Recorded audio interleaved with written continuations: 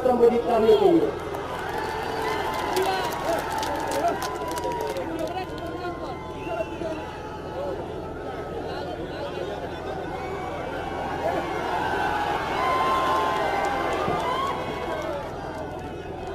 श्री वेणुगोपाल जी, तेजस्वी जी, अखिलेश प्रसाद सिंह जी,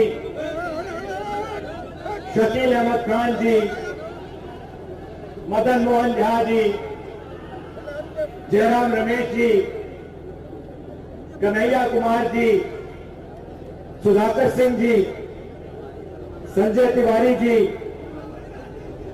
गौतम जी, संतोष मिश्रा जी,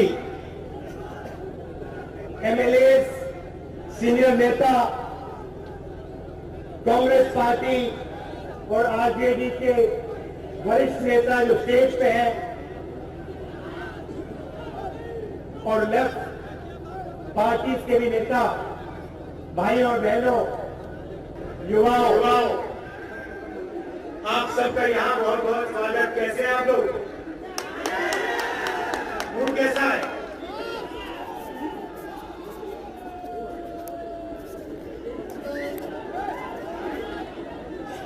एक साल पहले हमने भारत जोड़ो यात्रा की, कन्याकुमारी से कश्मीर तक चले, 4000 किलोमीटर चले, लाखों लोगों के साथ चले। क्यों? क्योंकि बीजेपी ने, आरएसएस की विचारधारा ने हिंदुस्तान में नफरत और हिंसा फैलाई। हम अपनी बात मीडिया में रखते हैं, मीडिया वाले हमारी बात को दिखाते नहीं है। मीडिया में आपको 24 घंटा नरेंद्र मोदी जी दिख जाएंगे, ऐश्वर्या राय जी दिख जाएंगी, मोदी जी के साइड में अमिताभ बच्चन घूमते हुए दिख जाएंगे, शाहरुख खान, आजकल कभी कभी नीतीश कुमार जी भी दिख जाएंगे, मगर तेजस्वी जी और मैं नहीं दिखने वाले। क्यों? मीडिया हमारा ही नहीं है, मीडिया तो अदानी जी का है, मीडिया तो मोदी जी का है, बड़े बड़े अरबपतियों का है, किसानों का तो नहीं है, मजदूरों का नहीं है, छोटे दुकानदारों का नहीं है। हम उनकी बात रखते हैं तो मीडिया में हमारी जगह नहीं बनती। इसलिए हमने भारत जोड़ो यात्रा की, 4000 किलोमीटर हम आपके साथ, हिंदुस्तान की जनता के साथ मिलकर चले। और यात्रा में से हम दोनों की विचारधारा का एक नारा निकला। किसी ने लिखा नहीं, अपने आप भीड़ में से एक नारा निकला। एक आदमी आता है, मेरी ओर दौड़ते हुए आता है, मुझे कहता है, राहुल जी, ये आप 4000 किलोमीटर चल रहे हो, मैं जानता हूं आप क्या कर रहे हो। मैंने कहा, बताओ क्या कर रहा हूं? कहता है, आप नफरत के बाजार में मोहब्बत की दुकान खोल रहे हो।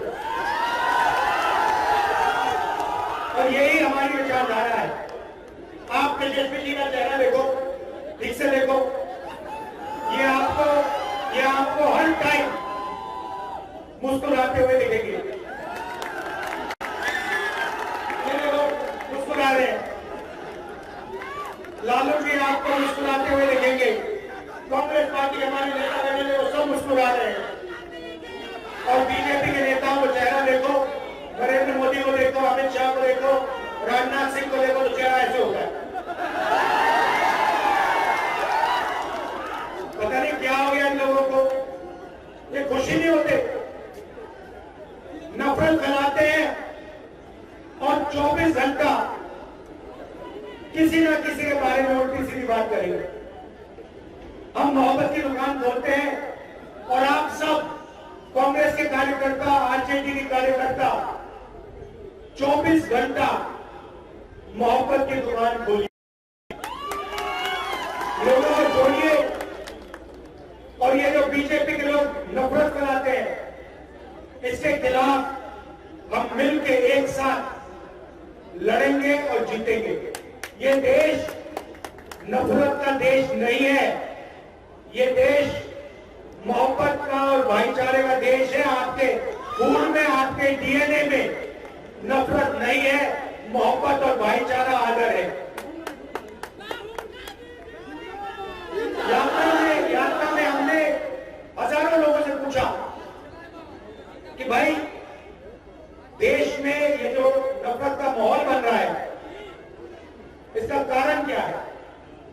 किसानों से पूछा, मजदूरों से, छोटे छोटे बच्चों से पूछा, युवाओं से पूछा,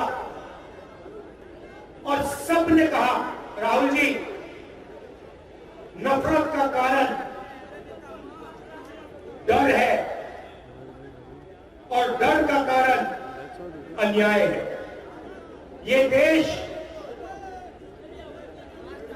के हर कोने कोने में आप किसी भी गरीब व्यक्ति से पूछ लो, हर रोज इस देश के हर कोने कोने में अन्याय होता है। आर्थिक अन्याय, सामाजिक अन्याय, किसानों के खिलाफ अन्याय, युवाओं के खिलाफ अन्याय, महिलाओं के खिलाफ अन्याय। जहां भी आप देखो अन्याय ही अन्याय दिखेगा। ये देखो, एक और अन्याय के बारे में बोला, आर्मी की भर्ती नहीं करवाया। भाई एक और बात, अब एक नई चीज निकली है। अब अगर हिंदुस्तान का एक सैनिक, एक जवान शहीद होगा तो उसे शहीद का दर्जा दिया जाएगा, मगर अगर एक अग्निवीर जिसके दिल में वही भावना है जो जवान दूसरे जवान के दिल में है, अगर वो शहीद होगा तो आर्मी और हिंदुस्तान की सरकार उसे शहीद का दर्जा नहीं देगी। दो तरीके के शहीद बना दिए इन लोगों ने, एक अग्निवीर वाला जिसको कोई इज्जत नहीं मिलेगी, और दूसरा जो आर्मी वाला, रेगुलर आर्मी वाला। अग्निवीर को ना कैंटीन मिलेगी, ना पेंशन मिलेगा, और ना शहीद का दर्जा मिलेगा। और भैया ये बताओ, ये धोखा क्यों हो रहा है? नहीं भाई, क्योंकि ये हिंदुस्तान की डिफेंस का बजट जो है, ये जवानों की ट्रेनिंग में नहीं डालना चाहते, ये जवानों की रक्षा में नहीं डालना चाहते, ये अदानी के लिए हथियार खरीदने के लिए हिंदुस्तान के बजट का पूरा पैसा उसको देना चाहते हैं, इसलिए हुआ ये। हाँ अच्छा ठीक है, चलो अग्निवीर की बात छोड़ो, रेलवे की बात करो। रेलवे में अगर बिहार का युवा रोजगार चाहता है, आज उसको मिल सकता है? कर लो जितने एग्जाम करने, आपको ना सेना में भर्ती मिलेगी, ना रेलवे में मिलेगी, ना किसी पब्लिक सेक्टर यूनिट में मिलेगी। क्यों? क्योंकि दिल्ली की सरकार चाहती है कि आप सब लोग कॉन्ट्रैक्ट के मजदूर बनो। अग्निवीर जो है उसको अग्निवीर नाम दिया है, मगर वो कॉन्ट्रैक्ट लेबर का आदमी है। सच्चाई ये है, उसे जब भी उनको निकालना हो निकाल सकते हैं, बिना पूछे, बिना पेंशन, बिना मदद, बिना कुछ उसको उन्हें बाहर फेंक सकते हैं। यही सारे के सारे पब्लिक सेक्टर यूनिट्स के साथ ये हो रहा है। अब मजे की बात आपको बताता हूं, हिंदुस्तान में पिछड़ों की आबादी कितनी है बताइए? अच्छा एक बात बताओ, यहां पे पिछड़े वर्ग के लोग हैं, हाथ उठा के दिखाओ। ये देखा, पिछड़े वर्ग को होना। आज की हिंदुस्तान में आबादी कितनी है?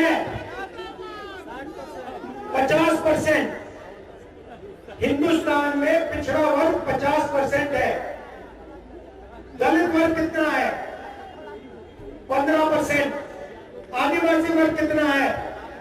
8%। 50 और 15 कितने हुए? 65 और 8 कितने हुए? 73। अभी मैंने माइनॉरिटी की बात नहीं की, वो भी 15% है सब मिला के, मगर आज हम सिर्फ 73% की बात करते हैं। आप मुझे बताओ, हिंदुस्तान की सबसे बड़ी कंपनियों की लिस्ट में, मालिकों की लिस्ट में 73% वाले कितने लोग हैं? एक भी नहीं, एक भी नहीं। ठीक है, उनकी सीनियर मैनेजमेंट में कितने लोग हैं? 73% वाले, एक भी नहीं। अच्छा बताओ, छोड़ो, आप शायद सबसे बड़ी कंपनियों के मालिक नहीं बनना चाहते, पता नहीं, बताओ मीडिया में कितने हैं? मीडिया में पिछड़े वर्ग के लोग कितने हैं, बता दो। अभी पूछना शुरू कर दूंगा सर, जुडिशियरी में भी नहीं है। अभी पूछना शुरू कर दूंगा, पता लग जाएगा। मीडिया में 73% है, एक आदमी नहीं है, ना मालिक है, ना सीनियर मैनेजमेंट है, ना बड़े पत्रकारों में है। चलो मीडिया छोड़िए, हाई कोर्ट में बता दीजिए। हाई कोर्ट 650 जजेस हैं, मेरे पास यहां आंकड़ा है, 650 जजेस हैं हाई कोर्ट में। मुझे बता दो 73%, 73% के कितने हैं, बता दो। 650 में से एससी वर्ग के, एसटी वर्ग के और ओबीसी वर्ग के अगर आपने सारे के सारे मिला दिए तो 100 है। तो कॉर्पोरेट में भी आपकी हिस्सेदारी नहीं, कॉर्पोरेट हिंदुस्तान में आपकी हिस्सेदारी नहीं, मीडिया में आपकी हिस्सेदारी नहीं। प्राइवेट अस्पताल की लिस्ट, प्राइवेट यूनिवर्सिटी कॉलेज की लिस्ट निकालो, उसमें आपका एक मालिक नहीं मिलेगा, सीनियर मैनेजमेंट में आपका एक आदमी नहीं मिलेगा। तो ना आप कोर्ट्स में, ना कॉर्पोरेट इंडिया में, ना मीडिया में, ना हाई कोर्ट में, ना प्राइवेट अस्पतालों में, ना पब्लिक सेक्टर में, कहां हो आप लोग? ये 73% आबादी कहां है? ये जो सबसे पहले आप बेरोजगार, और जिनको रोजगार मिलता है वो कॉन्ट्रैक्ट लेबर वाले हैं। कॉन्ट्रैक्ट लेबर जो दिहाड़ी मजदूरी करते हैं उनकी लिस्ट निकालो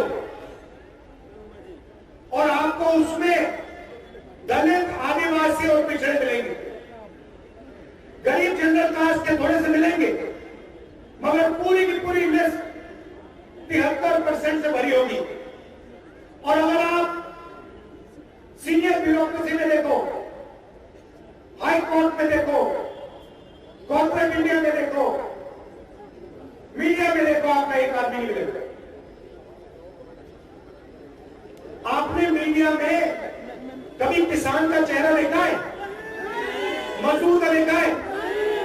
अच्छा बताओ, आप सब ने राम मंदिर का इनॉग्रेशन देखा?